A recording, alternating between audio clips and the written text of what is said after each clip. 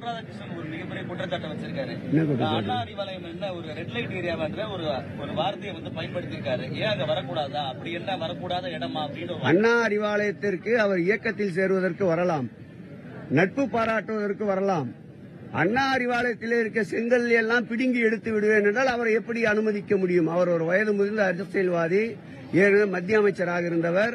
அவர் மீது நாங்களும் மரியாதை வைத்திருக்கிறோம், எங்கள் முதல்வரும் மரியாதை வைத்திருக்கிறார். அவர் வாயிலே இருந்து இது போன்ற வயதை தாண்டியவர், அப்பா தாத்தா ஸ்தானத்தை அடைந்தவர். ரெட் லைட் ஏரியா என்றால் அவருடைய எண்ணங்கள் என்ன பிரதிபலிக்கிறது என்றுதான் இதை காட்டுகிறது. கிடைச்சிச்சுங்க உனக்கு ரெண்டு யாராவது ஒருத்தருக்கு வாய்ப்பு கூட.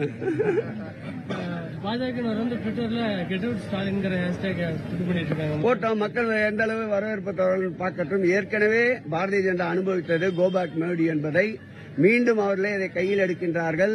அந்த கெட் அவுட் என்று சொல்லப்படுகின்ற வார்த்தைக்கு உகந்த ஒருவர் உண்டென்றால் அது ஒன்றிய பிரதமராக தான் இருக்க முடியும்.